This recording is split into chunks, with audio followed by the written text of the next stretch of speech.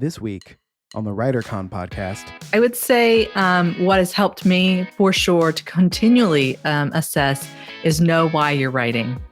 Welcome to WriterCon, a gathering place for writers to share their knowledge about writing and the writing world. Your hosts are William Bernhardt, best-selling novelist and author of the Red Sneaker books on writing, and Lara Bernhardt, award-winning author of the Wantland Files book series. Thank you, Jesse Ulrich. And hey there, writers. Thanks for joining us. As this podcast is being released, we're just a few days away from embarking on the WriterCon Cruise. Of course, regular listeners may recall that Lara told us like a month and a half ago that she was already packing her bag. You got that bag ready yet, honey?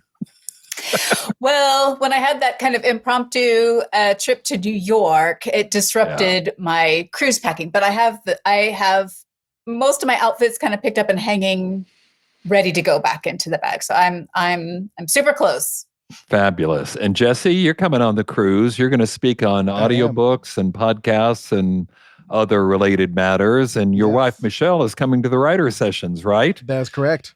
Do you think you can handle another cruise so Again, close to the heels of the Star Trek cruise? It sounds weird because I'm there and I'm working and I'm talking to people about the work I do, but it is so much more relaxing for me being on the WriterCon Cruise and the Star Trek Cruise because I'm not going to the writers' panels, so I have a lot of time to kill. I learned a lot about Royal Caribbean ships from watching their shows on the TV. I'm going to try to get out of my room a little more this time. So that sounds reasonable. There's lots to do. There's lots of fun stuff to do. There is. I'm going to do all the slides. Hopefully it won't be as windy as last time. And, and we're going to do an episode of the podcast. We are going to do an episode of the podcast. Right? I'm very excited because I learned how to use both. This is overly complicated, but I have two sets of Rode Wireless Go's, and I've discovered I can plug both of the receivers into my computers, meaning I can have 4 wireless lav mics going at the same time, which means for everybody. Yeah, for our audience, the watching now who have watched the cruise one, you didn't see me because I edited it out, but I was constantly taking microphones off people and putting it on. This will be a lot smoother. I'm very much looking forward to that. Well, I am too now. Holy smokes.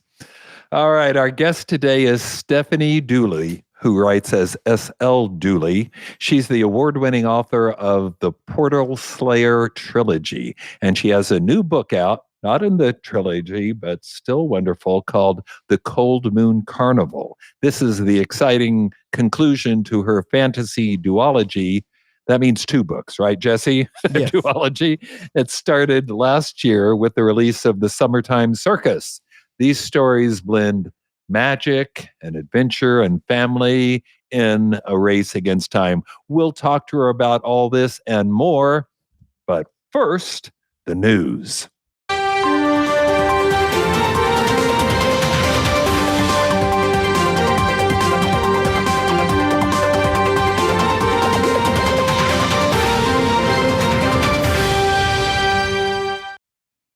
Well, here's a headline you probably never expected to hear leading off our news section on the WriterCon podcast. But here it is, the headline, Poetry Had a Great Year. I should have mentioned this back when we were doing our year-end wrap-up, but I don't know, maybe some of you might not have noticed, but in 2023, this is accurate, the poetry market had its biggest year since Accurate Records began. That was in part boosted by pop stars releasing poetry books and, of course, the Instapoets space with people like Rupi Kaur. Plus, there was a new and groundbreaking translation of Homer, the Iliad and the Odyssey, which is also poetry. And so it was a terrific year for poetry. The past 8 years, it's been more spotty. We had the Instapoet craze, which, of course, was basically kickstarted by Rupi Kaur. Her book, Milk and Honey, came out in 2015, and it's been selling well ever since. I mean, I've seen it at malls, at the stores Katie takes me to, Francesca's and whatnot. And if it's at the mall, it's popular. She is Indian by birth, but Canadian, and has sold a lot of books. According to BookScan, she is the 4th best-selling poet I mean, lifetime achievement totals since BookScan started keeping numbers. She is trailing only Ted Hughes, former ex of Sylvia Plath, later British poet laureate, Pam Ayres, and Seamus Heaney, who's fairly recently passed, but when he was alive, people said he was the greatest living poet. Milk and Honey has never been out of the top 5 of poetry books. It's done exceptionally well. And there are others. There are new people like Donna Ashworth, who's got a great book called History Will Remember When the Work Stopped. And I mentioned pop stars. I'm thinking of Lana Del Rey, music recording artist. I've got one of her records, although I don't think it's behind your head right at the moment, Lara, but it could be because we've got it. Anyway, she published a book called Violet Bit Backwards Over the Grass back in 2020, and that's been a huge hit. Emily Wilson is the woman who did the Homer translations. And between all that and hold your breath for this, Rupi Kaur has actually appeared on The Tonight Show. Wow. Poetry is more successful than it has ever been, certainly since the 18th century or 19th, I'm going to say. Lara, is it possible one day writing poetry could actually be profitable? Well, it is right now for Rupi Kaur. For those 5, yeah. Boy, I'm gonna develop a reputation of being the Debbie Downer, but I think it always seems to me that there are people who do manage to break out and things do very well for them. And then anyone who comes behind and tries to follow in those footsteps or mimic that popularity never quite catch on quite as well. So it is for them. And I'm so happy about that. I love that they have brought poetry to the forefront. We're big fans. You know that we wrote poetry to each other when we first started dating, and some of that's in one of my books. But yes, anyway. I still have mine. Yes, I have still 3 have mine books of poetry, and none of them made the list. Oddly enough, during poetry's biggest year, I don't know what. It's tough. So the breakouts, the celebrities, people who already have an audience. Seem to continue to find that success. Well, Jesse's put up a picture of one of Rupi Kaur's works because I think not everyone is completely familiar with what she's doing, which is a little bit different. I hope she doesn't mind us showing this, but Instagram is typically visual. It's people posting photographs. But what she has done is illustrated her poems, which are usually relatively short and not particularly mysterious. I'm not saying they don't very have touching. profundity. Yeah. Let me just say, I am actually a huge fan of hers, and I do follow her on Instagram. I love what she writes, and it's very, very women focused. Yeah, but it's not the sort of thing you're going to read and think, I don't even understand what that was about. It's accessible. True. Yes. It's very relatable. Jesse, I see you more as somebody who's staying up late at night, doom scrolling, or maybe just sensitive scrolling poetry on your phone late at night. Am I right about this? I've always I have an appreciation for poetry. Okay. I have an understanding of like what makes a poem easy to read, what makes a poem difficult to read, what makes a poem worth reading. And I do think there is, especially in our very social media focused world, there is a talent to writing things in short little bursts. And so I do think this is a talent that up until recently people had, that there was no way to make money off it. Right. And now maybe there is. So I'm excited for this sort of new, a sort of new avenue for poetry. I would love if poetry like came back big. Poetry is awesome. It's just not like our society was designed to force us sort of to not enjoy or want to read poetry. Right. Like, let's bring it back. So it's right. It'll be retro. Instead of English class, or Billy Collins once said, where he just wants to talk about poetry, but the students want to tie it to a chair and beat it to death. Like, what does this mean? Yeah. Just enjoy it. Listen, just let's all wait for Taylor Swift to release a poetry book, and then poetry will be. There we go. That would work. Yep. So see, that's what I'm saying. She would definitely have success as a poet. Yep. Yeah, it's just a matter of time. All right, news story number 2. This has to do with the author J.D. Barker, who made a request of book talk influencers that some felt was, creepy. He has apologized since, to his credit. Let me explain what happened from the top. So author J.D. Barker, very successful, is apologizing for a January 26 email pitch in which he invited a number of high-profile influencers, most of them young women, but of course, that's most of the book talk influencers, right? Anyway, he was trying to get his new book promoted and suggested some, using his word, racy sponsored content to promote it. It went on to ask influencers to create original content to promote this book. It's called Behind a Closed Door. He offered a fee.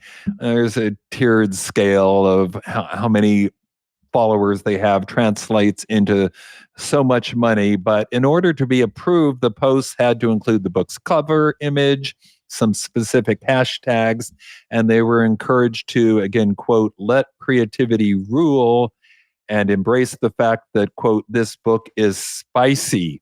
He also offered a few video ideas, which the email purported to be, quote, currently in the works by other influencers. Some of these ideas included a video with, quote, a camera pan up or down the body using only the book to cover up your naughty bits, end quote.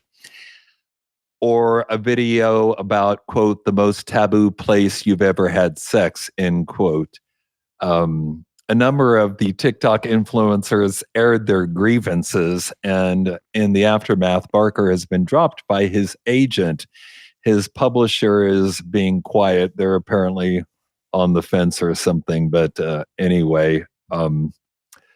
So one book talk user said, this is a quote, I just got such a predatory email from an author wanting me to promote their book. This is creepy as F behavior, and I'm honestly so grossed out. To his credit, Barker has insisted that the initial email was not issued by him or approved by him, but, quote, sent by one of the many PR firms I hired to promote my latest title, end quote. The problem with that is that it doesn't mention that Barker is a co-founder of that PR firm. But he has, I think, understood that maybe this wasn't the best way to do things and has apologized. So, Lara, are you inclined to attribute this to cluelessness or poor oversight or book marketing gone very wrong or what? All of the above. I see all of that. Like, I completely understand the urge to want to get picked up by influencers, even though Colleen Hoover. But I also kind of hate that. Just like we don't want to pay for reviews or pay, but we do pay for advertising, and you could see that this is kind of a means of paying for advertising. I don't know. It's a tough market, and I understand the idea. And well, explain it to me, because as I mentioned, most book talk influencers are young women, but their audience is mostly young women too, right? So who's going to want to see this video where the book is covering up their, quote, naughty bits? Right. Who's the target for that? So I think that's your book marketing gone very wrong. Prong of the 3-pronged issue with this whole idea. You're exactly right. How's this going to... This just isn't how you sell romance to young women. Right. Okay, Jesse. So if... just say anyone, we won't name any names, but if someone offered you money to hold up their book in a suggestive way, maybe somebody who writes legal thrillers or a woman who writes ghost stories, would you be willing to do it? I mean, would I do it? 100%. No, you should ask about the pay scale, but yes, I should ask, how much I get paid first. No, I mean, like, this definitely sounds like, yes, he probably should have made it more clear that he was involved, like a co-owner of the PR company. But this really does seem like a PR thing just gone haywire, where like they were just so desperate to get on Book Talk. They were like, all right, these are all the things that we think will work.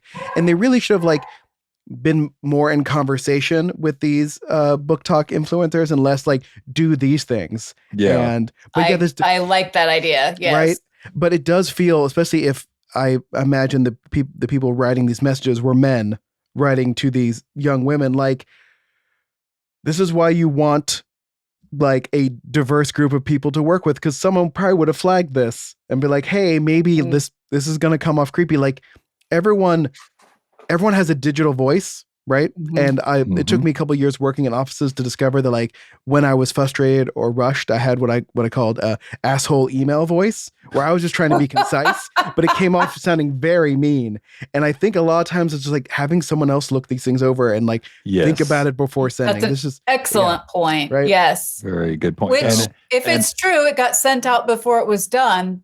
That's precisely what happened here. Yeah. Probably someone who's not in a PR firm that you partly founded and own, I'm thinking would be the best place to go. Yeah. I bet that put even more pressure on them to get, I mean, like, like the sort of the non-spoken pressure that you would have if the co-owner of your company who pays you money is like, we want this on Book Talk. You're like, all right, well, I'll do it.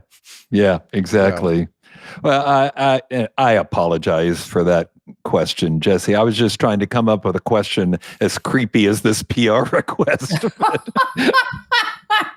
Listen, I'm a grown-up white man. Like I have different responses to creepiness than the very fantastic women of Book Talk. I'll just go ahead and tell you, I'm not an influencer by any means, but if someone sent me an email asking me if I would take a video of myself, basically naked with just their book covering up my naughty bits. Yeah. See, Bill, it's not fair for you to ask me that question. Bits. Yeah. Because like, you're one of my That's clients. a British thing, isn't like, it? Yeah. It does sound British. Yeah. It's the guy British.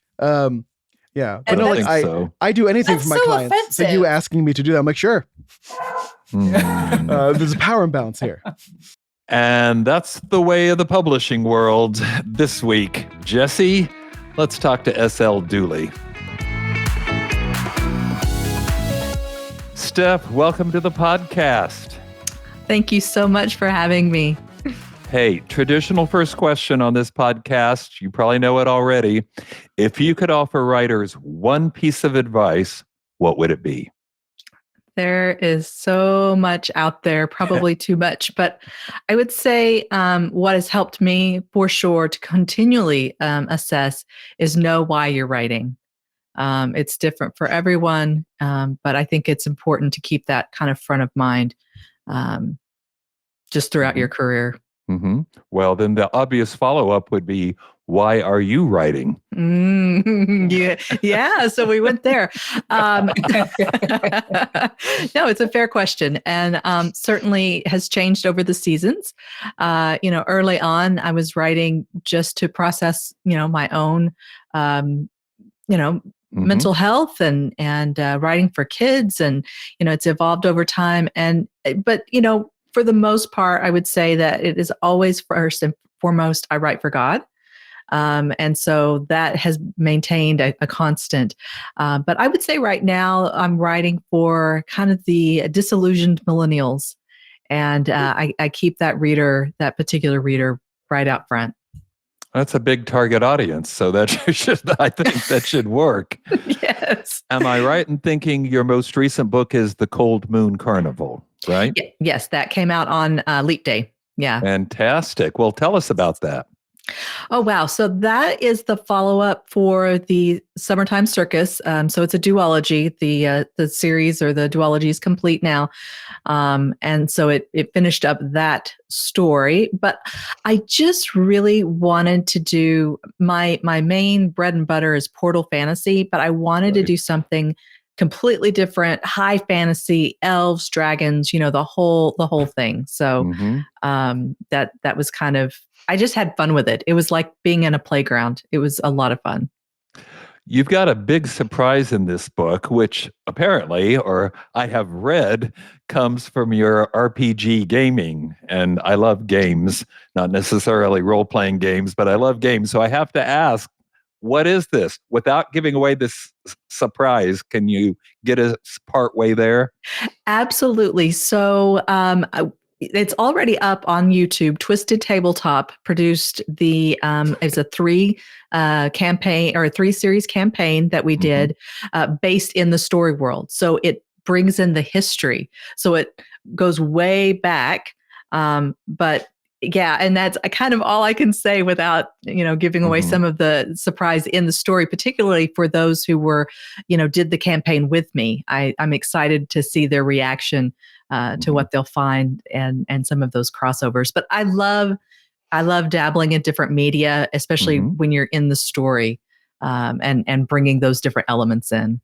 So you're saying these were like role-playing manuals so people could play in your world? Am I understanding this right? Well, this was a campaign that we actually recorded. So I'm actually one of the players, and then there were three other players. Acting it out? It is literally like Dungeons and Dragons. It's role playing, and you have someone who is leading, and it was intimidating. It was the first time I'd ever done role playing, and it's recorded, and so I felt like a lot of pressure, to be on all the time. Oh, I bet you were great. It was fun. You mentioned dragons, and I understand that you have dragon wars in your book. Are dragons just mandatory in fantasy fiction now? It definitely, I wouldn't say mandatory, but, and not all fantasy have them, but you can see the readers perk up when you find out there's dragons in the story. I kind of feel like it's become a genre expectation, honestly. I mean, Lord of the Rings kind of is held up as like the premium fantasy novel. And of course we have Smaug in that. So I feel like it is kind of an expectation. Yeah, for sure. And that was even in my Portal fantasies, we have some nods toward dragon lore and things like that. So yeah, nice. It's fun. Yeah. Maybe since there might be other people my age, maybe you should explain what Portal fantasy is. Right. So Portal fantasy, of course, there's so many you don't even think of being Portal fantasy. Like, for example, Harry Potter is technically a Portal fantasy. Because they take the train to Hogwarts? Exactly. You're going through 9 3/4. You're entering into a whole different world. There's some layering in some of that, which brings in some urban fantasy elements as well. So with my Portal fantasy, we're literally dealing the trilogy that my very first books that came out are called Portal Slayer. So it's very it's not just a suggestion. It is an actual portal that have to be closed. So it's taking people from our world and things that are familiar to us, and then dropping them into whatever different world it is. Cool. So it could be an actual portal. It could be something different. Okay. I love Portal fantasy. I think it's so fun to think about. It's almost like an alternate universe. It's there, but just out of sight. I love it. Yes, exactly. Your author bio says you collect old books and new journals. Can you tell us about that hobby? Well, yes. So we love to travel. My husband and I, and when the kids were at home, we traveled as family. And that was kind of a criteria that we always found the local antique or vintage bookstore, used bookstore. And we would literally go in and scatter for who could find the oldest book in the store. Oh, how fun. It was a blast. And so we always had to leave room in our suitcases for whatever books we came home with. So that's the old book. And I still do. I love going to old vintage bookstores just because the stories themselves, and I do read a lot of them, not all of them, but just the books are just beautiful. They represent so much history. So I just love owning them. And then new journals, I have probably hundreds of them, and most of them only half written in because I'm ready for the next new one before I can ever complete them. If a journal is too nice, I won't write in it, and it makes Bill crazy. He's like, it's meant to be written in. I'm like, but it's so beautiful. I want to just preserve it. And honestly, I have a very old copy of Alice in Wonderland that I got the exact same way. I just happened to be in an old vintage bookstore, and there it was, and it called to me. I still have it. Oh, that's awesome. See, that's the kind of like little nuggets of gold that I'm looking for is something that a lot of it you don't recognize, but when you find the ones that the Mark Twain, it's just, yeah. Oh, yes. Yeah. I've heard you talk about a lot of story ideas, not just dragons, but all kinds. What do you do? Where do you get ideas, or how do you spark ideas when you're trying to write? Wow. I wish I could maybe you don't need to. Do they just come?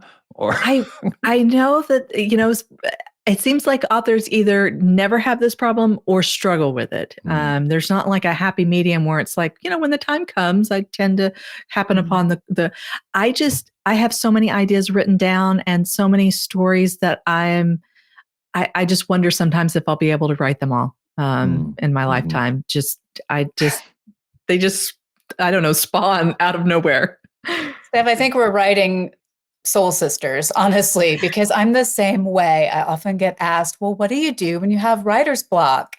And like you, I'm like, I know people talk about having this problem, but I'm usually just fighting for time to write. So I kind of get that. 100%. Have you ever encountered a time when you had trouble, you felt stuck? Did you have to do something to move forward?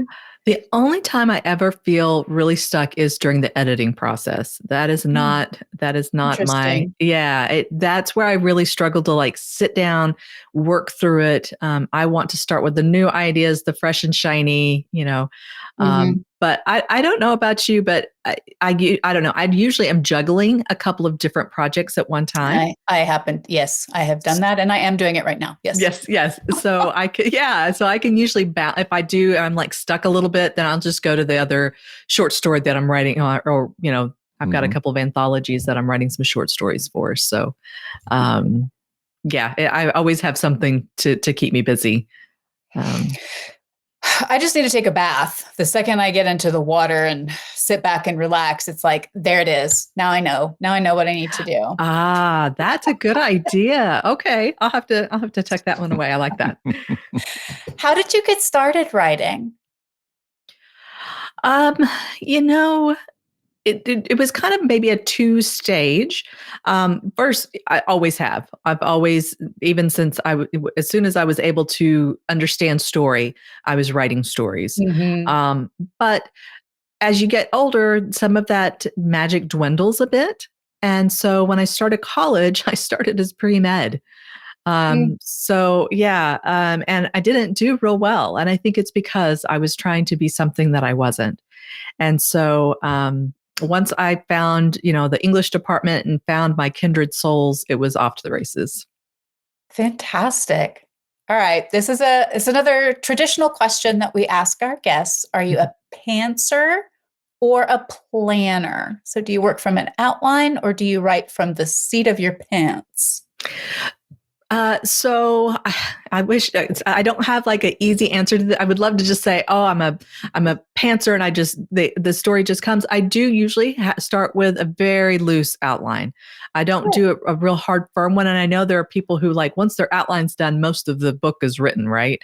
And that's nothing like what I do, but I look at it as more kind of a sedimentary writing where I go through from beginning to end, usually pantsing along the way, that I start with the plot. So not a lot of characterization. Some of the other elements are very rudimentary.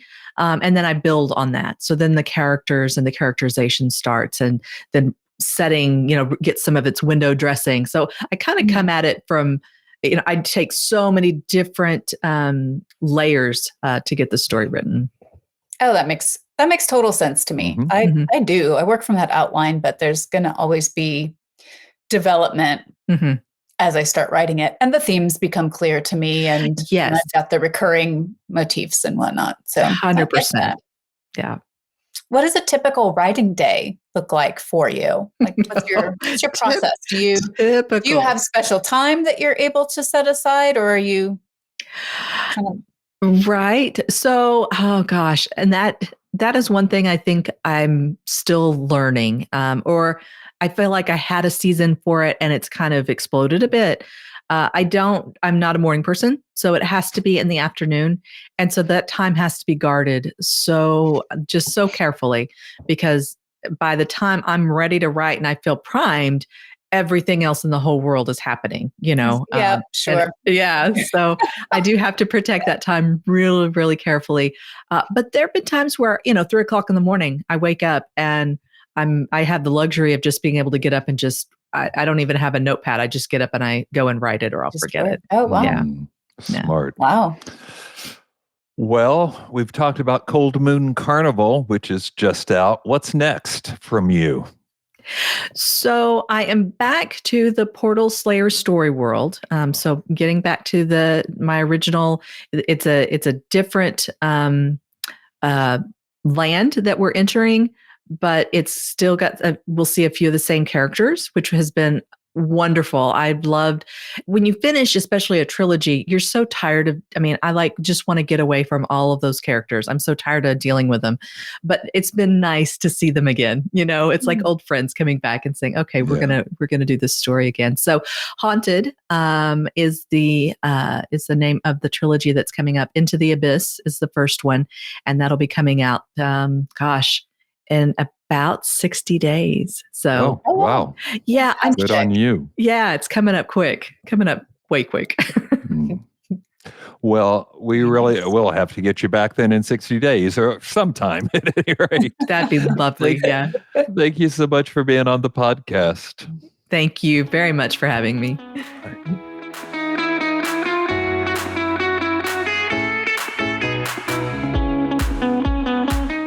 Parting words. Last time, I, of course, mentioned the Fall WriterCon Conference over Labor Day weekend, because I want you to sign up now and take advantage of the early bird prices, which will not be around much longer. But we also have a small group retreat coming up in Branson. Lara, tell everybody about that.